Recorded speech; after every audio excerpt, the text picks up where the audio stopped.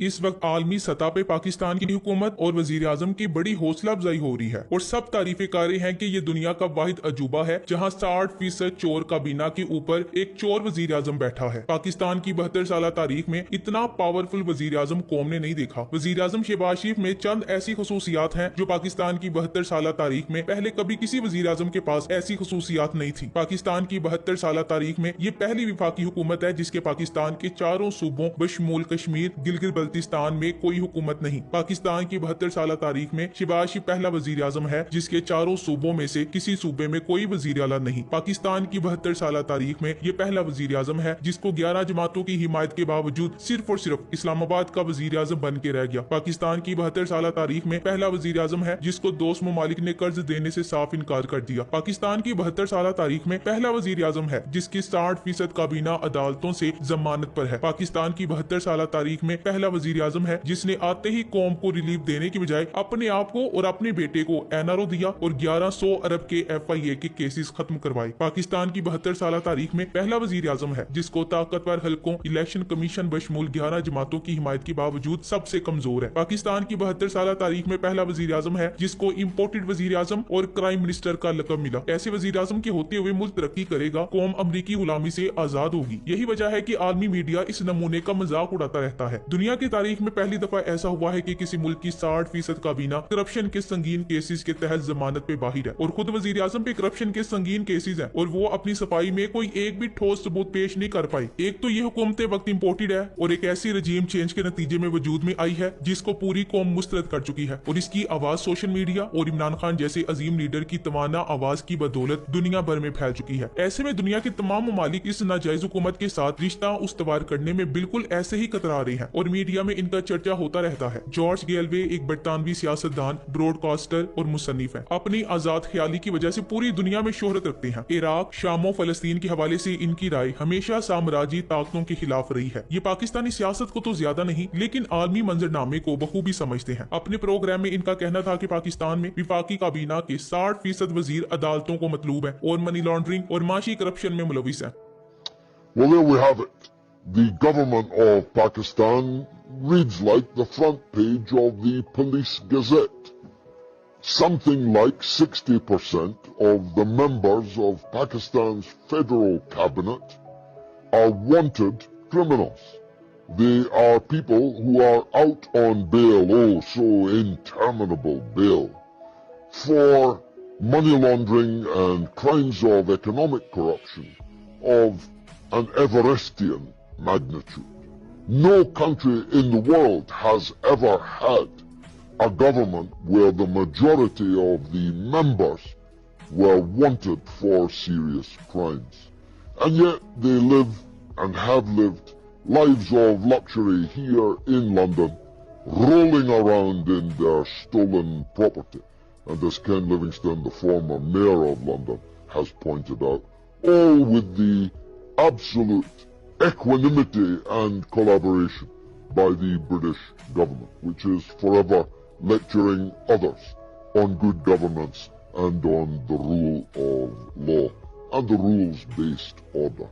दुनिया में किसी भी मुल्क में आपको ऐसी मिसाल नहीं मिलेगी। ये जराइम पेशा अफराद लंदन में चोरी के माल से लग्जरी लाइफ गुजार रहे हैं। बरतानवी हुकूमत को भी इसका नोटिस लेना चाहिए। वो दूसरों को रूल ऑफ लॉ का लेक्चर देते हैं लेकिन इनके अपने मुल्क में ये जराइम पेशा अफराद आजाद हैं। साबिक बरतानवी पार्लियामेंटेरियन जॉर्ज गैलवे ने इंकशाफ किया है कि वजीर आजम इमरान खान को इंटरनेशनल ताकतें जल्द मरवा देंगी। इनका मजीद कहना था कि अगर आपका ताल्लुक मजहबी घराने से है तो आप खान की सलामती के लिए दुआ करें, क्योंकि इमरान खान को कुछ हुआ तो एशिया की बर्बादी होगी। ग्लासगो से ब्रिटिश MP मुंतखब होने वाला जॉर्ज गैलवे किसी तारुफ का मुताज नहीं है। दुनिया के हर कोने में अवाम पर मजालिम के खिलाफ आवाज उठाने वाला बहादुर इंसान, जिसने फलस्तीनी अवाम पर इसराइली मजालिम के खिलाफ आवाज बुलंद की। अमेरिका बरतानिया के लोगों को हकायक से आगाह करता रहा। इराक पर अमेरिका अफवाज पर हमला और अवाम पर इंसानियत सोज मजालिम के खिलाफ बरतानवी हुकूमत की अमरीकी हिमायत के खिलाफ बड़े बड़े मुजाहरे किए। लिबिया, शाम और अफगानिस्तान में अमरीकी और इत्तेहादी अफवाज के खिलाफ आवाज बुलंद की। पाकिस्तान में अमरीकी मुदाखलत के खिलाफ बला वाला कैसे चुप रह सकता था। पाकिस्तानी अवाम का सारा केस वीडियो में शेयर कर दिया कि अमरीकी नेशनल सिक्योरिटी ने पाकिस्तान के मुंतखब वजीर आजम इमरान खान को तब्दील करने के लिए पाकिस्तान के ओपोजिशन लीडर के साथ मिलकर साजिश तैयार की कि अमेरिका को इमरान खान का रूस से सस्ते दामों गैस खरीदना मंजूर नहीं था और सस्ते दामों गंदुम की खरीद का मुआहिदा भी तकलीफ दे था। अगरचे चीन से ताल्लुकात काफी अरसे से कायम थे, लेकिन इमरान खान की क़यादत में ताल्लुकात में वुसअत पैदा हुई जो अमेरिका को नापसंद थी। ओपोजिशन के जरिए तहरीके अदम एतमाद जमा कराई गई, जिसे स्पीकर ने गैर मुल्क की स्पॉन्सर्ड करार देकर रद्द कर दिया। अपने प्रोग्राम में इसने इम्पोर्टेड हुकूमत की धज्जियां उड़ा दी। हमारे साबिक वजीर आजम इमरान खान की बात नहीं सुननी तो जॉर्ज गैलवे साबिका यूके एमपी को ही सुन लो, जो इस साजिश का ताना बाना आपको बता रहा है। सबसे अहम बात वो तो कह रहा है कि अमेरिकन अंडर सेक्रेटरी ने लेटर ओपोजिशन लीडर को लिखा था और किसी तरह खान तक पहुंच गया। क्या जॉर्ज गैलवे से भी इमरान खान ने ये सब कहलवाया है? तहरीके एतमाद अब यकीनी तौर पर एक बैरूनी साजिश की ईमा पर ही पेश की गई थी, लेकिन बकौल मियां शहबाज शरीफ के बेखारी कौम क्या जाने कि अमेरिका के सामने सर उठाकर भी जिया जा सकता है। अमेरिका ने पाकिस्तानी कौम को औकात दिखाने के लिए इन पे 60% जमानत पे रिहा चोरों के टोले को मुसल्लत किया, लेकिन कौम ने इमरान खान के साथ मिलकर बता दिया कि इम्पोर्टेड हुकूमत नहीं चलेगी। हम खुददार कौम है जो अपने हुक्मरान खुद चुनेंगे और अपने फैसले खुद करेंगे। जितना पाकिस्तान का तमाशा इस वक्त बना है तारीख में कभी नहीं बना, जहां एक अक्सरियती पार्टी को जुडिशियल मार्शल लॉ लगाकर और हॉर्स ट्रेडिंग के जरिए उतारा गया और फिर मुख्तलिफ नजरियात की हामिल 14 पार्टियों से करप्ट तरीन और नाअहल लोगों को इकट्ठा करके एक पपिट काबीना बना दी गई। एक ऐसी काबीना जिसको ना तो कौम ने कबूल किया और ना ही दुनिया कबूल कर रही है। बिलाखिर कौम ने अपने जिंदा होने का सबूत देते हुए इस ड्रामे को रिजेक्ट कर दिया और दुनिया को बता दिया कि हम खुददार कौम है। इंशाल्लाह कौम इमरान खान को 2/3 अक्सरियत से वापस लाएगी, जिसके बाद पार्लियामेंट में अक्सरियत होने की वजह से आसानी से तमाम इस्तिलाहात लाई जा सकेंगी। इदारों की असर-ए-नो तामीर एक नया अज़्म है जो इंशाल्लाह कौम इमरान खान के साथ मिलकर करेगी। एक कहता था मैं सब्ज पासपोर्ट की दुनिया में इज्जत कराऊंगा। बाहर के मुल्क हमारे लोगों को लाइन में खड़ा करते हैं। मुसलमान दहशतगर्द नहीं है, मुसलमान एक अमन पसंद शहरी है। फिर रजीम चेंज हुआ, कुछ ऐसे बदमाश चोर डाकू हुक्मरान आए जिन्होंने अपनी चोरी बचानी थी। इन्होंने दुनिया में मैसेज पहुंचाया हम दहशतगर्द ही हैं, हमें लाइन में खड़ा करें, हमारे कपड़े उतार दें। दुनिया जानती है पाकिस्तान में इस वक्त ऐसी हुकूमत आई है जिसकी काबीना 60% क्रिमिनल केसों में जमानत पर है। पाकिस्तान में मौजूद विफाकी काबीना की अक्सरियत पर मुख्तलिफ मुकदमा दर्ज है और एक मोहतात अंदाजे के मुताबिक वजीर आजम समेत तकरीबन 60% अराकीन काबीना जमानतों पर रिहा है और मुख्तलिफ करप्शन केसों का सामना कर रहे हैं। यहाँ तो अहले वतन ने वो वक्त भी देखा है कि मुल्क का वजीर आजम और वजीर आला पंजाब मनी लॉन्ड्रिंग केसेस में अदालतों में पेश भी हो रहे हैं और उमूर हुकूमत भी चला रहे हैं। लेकिन ये सिलसिला नया नहीं है। 1993 में जब नवाज शरीफ की मरकजी हुकूमत करप्शन के इल्जामात के तहत गुलाम इसहाक खान ने बर्खास्त की थी तो मोहतरमा बेनजीर भुट्टो के शोहर नामदार आसिफ अली जरदारी करप्शन के इल्जामात के तहत गिरफ्तार थे। नवाज शरीफ की हुकूमत खत्म होते ही आसिफ अली जरदारी को न सिर्फ फौरी तौर पर जेल से रिहा किया गया था बल्कि गुलाम इसहाक खान ने निगरान हुकूमत में इन्हें विफाकी वजीर इन्वेस्टमेंट लगा दिया था, जिस सियासत का तसलसल आज भी चल रहा है और जिस सियासत के खिलाड़ी आज अपनी जिंदगियों की आखिरी सियासी इनिंग्स खेल रहे हैं। इसके मरकजी किरदारों का कानून नाफिज करने वाले इदारों और अदलिया के खिलाफ ये पहला ऐसा वार्ड था कि जिसमें करप्शन के इल्जामात वाले किसी भी सियासतदान को जेल से निकालकर सीधा विफाकी वजीर बनाकर अदलिया और इदारों का मजाक उड़ाया गया था। इसी तरह 1997 में भी करप्शन के इल्जामात पर अदालतों में केसों का सामना करने वाले शरीफ खानदान को यकदम 2/3 अक्सरियत दिलाकर मरकज और पंजाब वगैरह में इक्तदार दिलाकर मसनद पर बिठा दिया गया था। पाकिस्तान की अवाम ने तो वो कुछ भी देखा कि जिसका तस्वुर किसी भी मुहज्जम मुल्क में नहीं किया जा सकता। मेरी मुराद मोहतरमा भुट्टो की रावलपिंडी में अलमनाक मौत के बाद इनकी एक ऐसी वसीयत सामने लाई गई जिसका आसिफ अली जरदारी के अलावा किसी को इल्म ही नहीं था। मोहतरमा नाहिद खान और इनके शोहर मोहतरमा बेनजीर भुट्टो के बहुत करीब थे और नाहिद खान तो 2007 में मोहतरमा बेनजीर भुट्टो के साथ दुबई से कराची आई थी। नाहिद खान मुतअद्दिद टीवी प्रोग्रामों में इंकशाफ कर चुकी हैं कि जब मोहतरमा बेनजीर भुट्टो 2007 में दुबई से वतन वापस आ रही थी तो इनकी और आसिफ अली जरदारी में अलहदगी हो गई थी और मोहतरमा बेनजीर भुट्टो इसका ऐलान करना चाहती थी। नाहिद खान के बकौल मोहतरमा बेनजीर भुट्टो चाहती थी कि अब जबकि वो सालों की जिला वतनी के बाद पाकिस्तान वापस जा रही हैं तो वो ऐसा कोई सामान जो माजी में इनकी बदनामी का बाइस बना हो अपनी जात के साथ नहीं रखना चाहती थी। लेकिन इनकी वतन वापसी के मौके पर दुबई के हुक्मरान ने इन्हें मशवरा दिया कि बीबी चूंकि आप पाकिस्तान इलेक्शन लड़ने जा रही हैं इसलिए अपनी और आसिफ अली जरदारी की अलहदगी का ऐलान मौखर कर दें। इस तरह मोहतरमा बेनजीर भुट्टो अक्टूबर 2007 में पाकिस्तान आ गई और आसिफ अली जरदारी को अमेरिका भेज दिया गया। इसके बाद मोहतरमा की मौत और फिर इनकी वसीयत का सामने आना और फिर जुल्फिकार अली भुट्टो की पीपल्स पार्टी पर कब्जा और आसिफ अली जरदारी का अपने करप्शन केसेस के बावजूद सदर पाकिस्तान बनना भी चश्मे फलक ने देखा। फिर सब ने देखा कि पीपल्स पार्टी की हुकूमत के तमाम उमूर रहमान मलिक नामी साबिक ब्यूरोक्रेट के जरिए चलाए जाने लगे। पाकिस्तान में लुटेरों को बार बार मुल्क पे मुसल्लत करने का ये सिलसिला आज भी जारी है और इस बार तो इस कदर बूंदे अंदाज में हुआ है कि अब